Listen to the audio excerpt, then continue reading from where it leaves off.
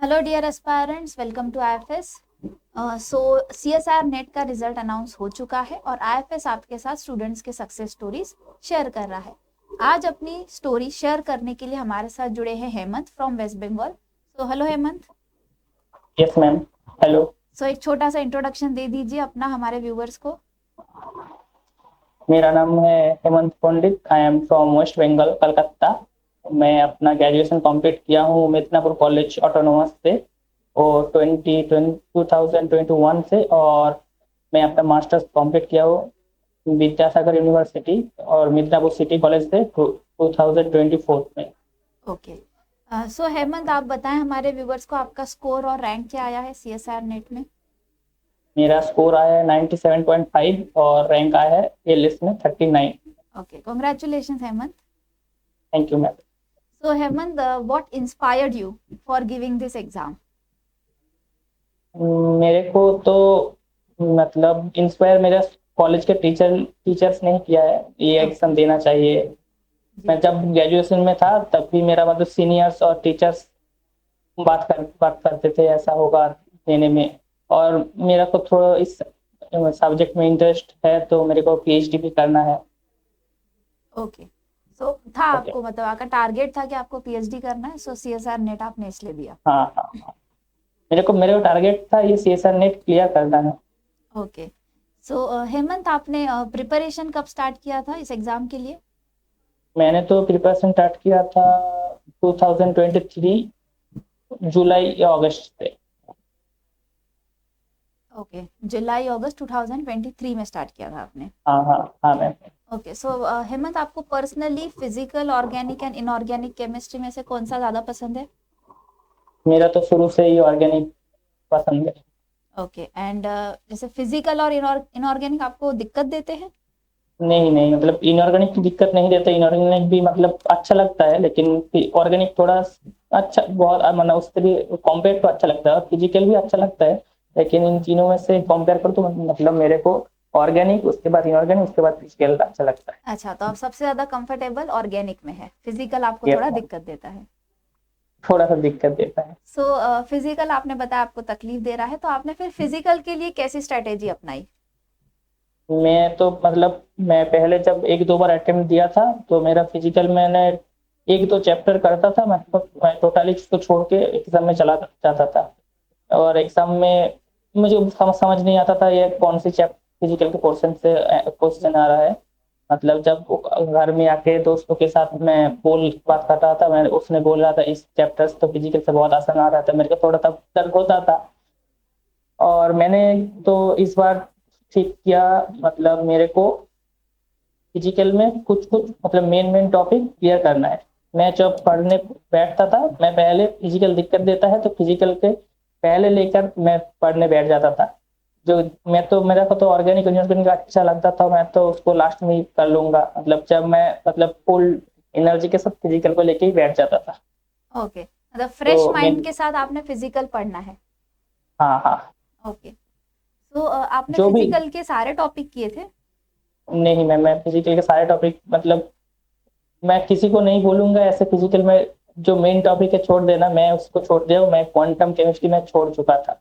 Okay.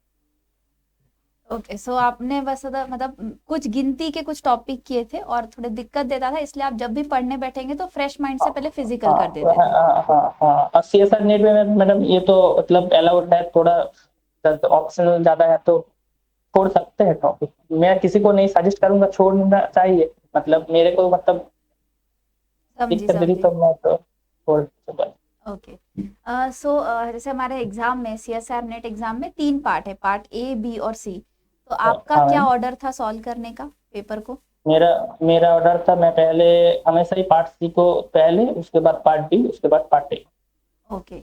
सो आपके according part B और सी में से ज्यादा ट्रिकी कौन सा पार्ट था। मतलब इस टाइम इस अटेम्प्ट में मेरा हिसाब से पार्ट बी थोड़ा ट्रिकी। ओके। और आपने हेमंत पार्ट ए के लिए कुछ अलग से प्रिपेयर किया था। नहीं मैम, मैं पार्ट ए के लिए अलग से कुछ प्रिपेयर नहीं किया था। मैं यूट्यूब के थोड़ा थोड़ा देख लेता था और एज जनरल नॉलेज और कुछ एक्स्ट्रा ओके। प्रिपेयर नहीं किया। Okay. So according to you Hemant, अगर हम ओवरऑल पेपर की बात करें तो जो आपने एक्सपेक्ट किया था उस हिसाब से पेपर इस बार इजी था या हार्ड लगा आपको, या मीडियम?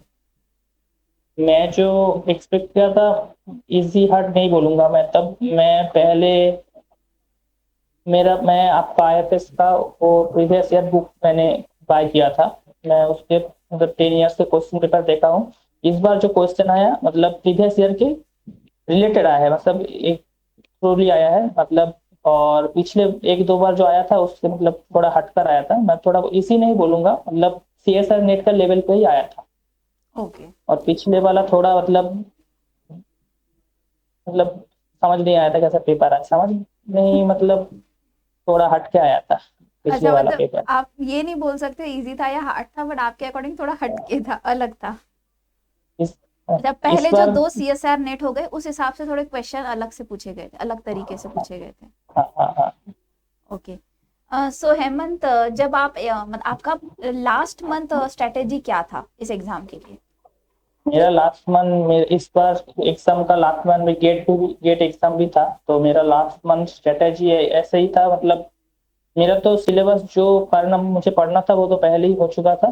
मुझे जितना भी हो सके मैं एक ही टॉपिक को बार बार रिवाइज करता था, और जितना हो सके मतलब नया क्वेश्चन ट्राई करता था। मतलब स्पेशली ऑर्गेनिक में मैं नया क्वेश्चन ट्राई करता था, इसमें थोड़ा मतलब नया क्वेश्चन अप्रोच कर सकूं एग्जाम में, मतलब नया क्वेश्चन अप्रोच कर सकूं। ओके। और ज्यादा से ज्यादा मैंने रिवाइज किया, ओके, सो आपने सबसे रिवीजन ज्यादा। ज्यादा किया। हाँ मैम। आपने क्वेश्चन प्रैक्टिस किस तरह किया था? मैंने question practice of previous year किया था, और जो आईएफएस का टेस्ट सीरीज है उसको मैंने दिया था। और प्रीवियस ईयर ऐसे ही, और मतलब कहीं से भी मतलब गेट का भी मतलब प्रीवियस ईयर क्वेश्चन ऐसे सॉल्व करता था मैं। ओके। सो हेमंत, मतलब जिस दिन आपका एग्जाम था उस दिन आपका मेंटल स्टेट कैसा था? आप कंफ्यूज थे या आप कॉन्फिडेंट थे? मतलब मैं कॉन्फ्यूज तो नहीं था, मतलब मैं कॉन्फिडेंट भी ऐसा भी नहीं था, मतलब मैं नॉर्मल था। मैं पहले भी एग्जाम 2 3 बार दे चुका हूँ, तो मैं नॉर्मल था। पहले तो एक बार दिया था वो बहुत मतलब नर्वस था, अब तो नॉर्मल। अब तो आदत हो गई है ऐसा? अब तो आदत हो गया। हाँ। इस ओके। बार थोड़ा शिफ्ट भी नाइट में थोड़ा सा मतलब एग्जाम सेंटर में जाने के लिए दिक्कत हुआ था।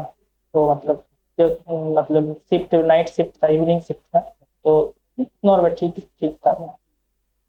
ओके। सो हाँ। Hemant, thank you so much, आपके साथ बात करके बहुत अच्छा लगा। Thank you ma'am for congratulations and all the giving best me. For your future. Thank you ma'am, thank you ma'am. मेरे थैंक को यू सो अपॉर्चुनिटी मच। देने के लिए बोलिए, thank you ma'am. Thank you.